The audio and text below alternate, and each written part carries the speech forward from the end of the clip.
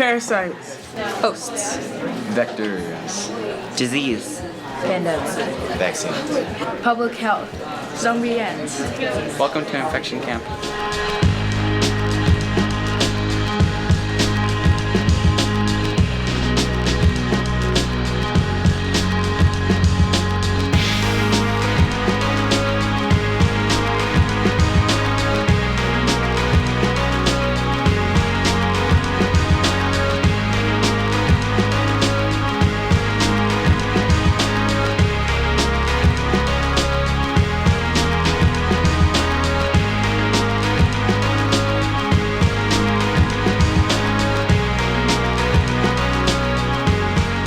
I came to this camp because I wanted to learn more about infections and the process scientists must conduct in order to get answers about infections.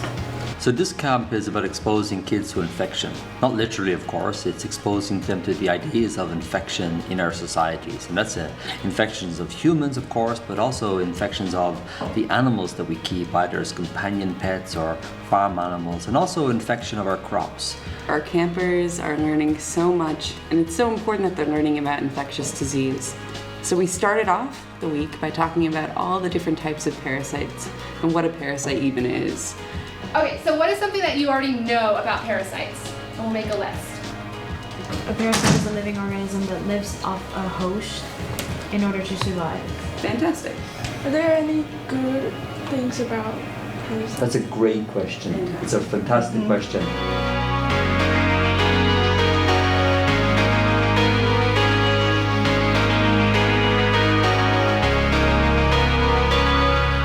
Diseases, infectious diseases are truly a major problem in the 21st century. Examples are really coming to mind, such as Ebola. And in this camp, we're talking about those examples, and we're talking about measles and Ebola and malaria. Today we listened to a researcher scientist talk about like viruses and Ebola and how like vectors and stuff are spreading disease like around the world, and how there could be like big epidemics and problems if we don't find like cures.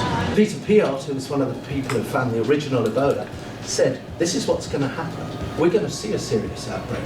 And it's going to take place in a war-torn country where there's no public health, people don't have any trust in the government, and there is poverty like you can't imagine. So the message I was trying to get across today is that things are changing in the world, that we're now looking at a global health security problem that we didn't have in the past. And we're going to have to think about diseases and how those diseases are emerging and spreading around the world, and how we're going to stop them spreading.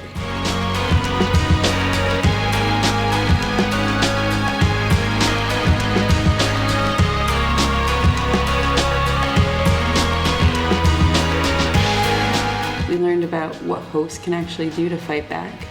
And then we've started putting it together. So how does disease get transmitted from one host to the next?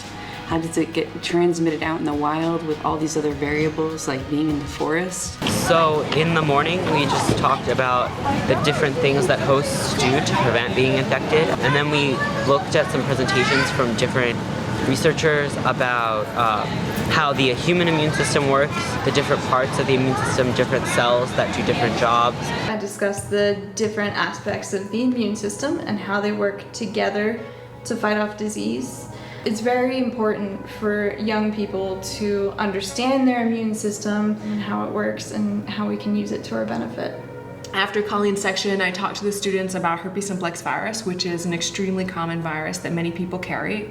So this gave the students an example of how a virus can be combated by our immune system when it's at the surface of our bodies, but in this case the virus has evolved to hide from the immune system when it gets into the nervous system. And then we talked about things that the lab is doing to help combat this, and also things that the students should think about for their daily lives to help themselves feel better about the fact that this is a pathogen that very many of them will encounter within the next 20 years.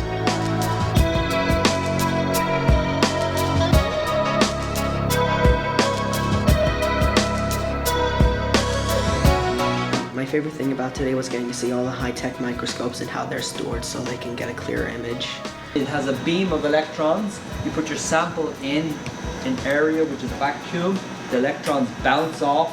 They come back from this, you get a picture.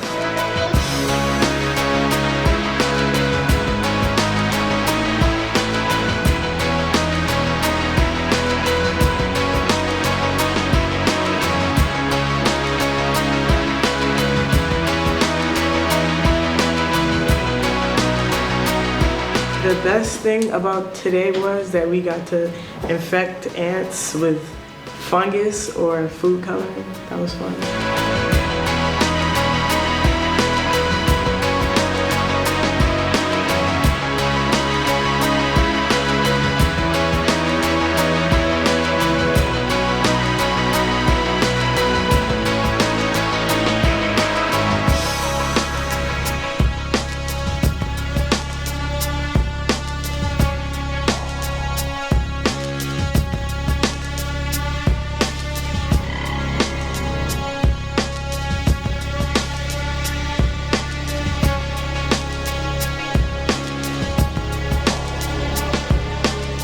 Played a network game with them. So they made their own little mini social network by connecting each other with yarn, and then introduced infection into that network. So we passed around sticky notes, and I introduced a mini vaccination game. So some of them opted to get vaccinated, which just meant a different color sticky note.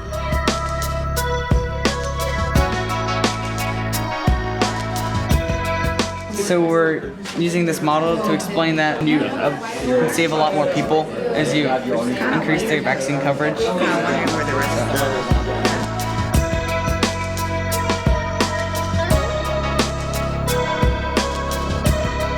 We try to understand and predict when things are going to happen, where things are going to happen. And so today, during the session, we went through some basic mathematical models and then modeling it using the software that we were developed specially for this camp. All the software was developed specially for this camp to try to understand how gravely and how severely the population would be hit. We're calculating the attack rate or how many people get infected each time by changing the basic reproduction number or R naught higher up, meaning the more people that will get infected in a shorter amount of time.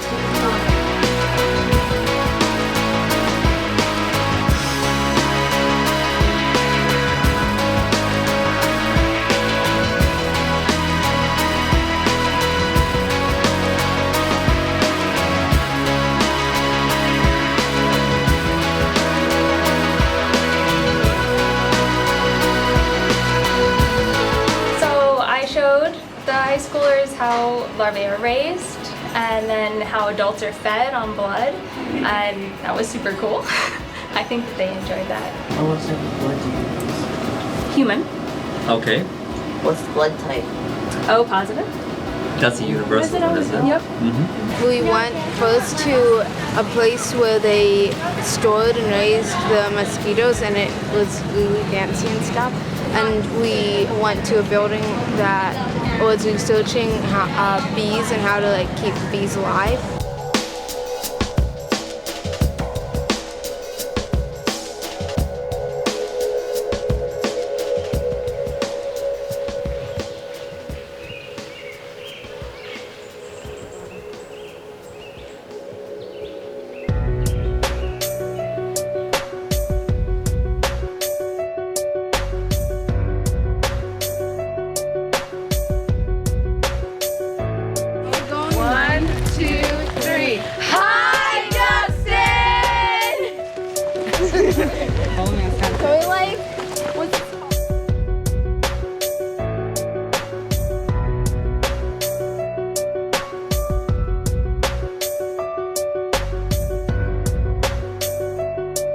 My favorite activity on Wednesday was visiting the mice because I learned how they implant these trackers into the mice. We put these tags in their hides of their backs, and we're able to scan their backs, and it tells the unique identity of that mouse.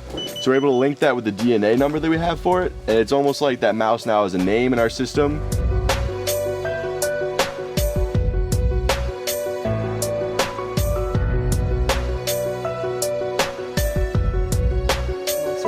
Smile for the camera. We're able to deworm the mice, then see what happens after they get rid of their worms, right? And if they don't survive any longer than normal, that means the worms don't affect how long they survive in the first place. So we explained to them why we take their blood, their feces, their DNA, their body length, their weight, every kind of conditions, etc. Yeah, every kind of thing, because we are trying to find out about their gastrointestinal parasites.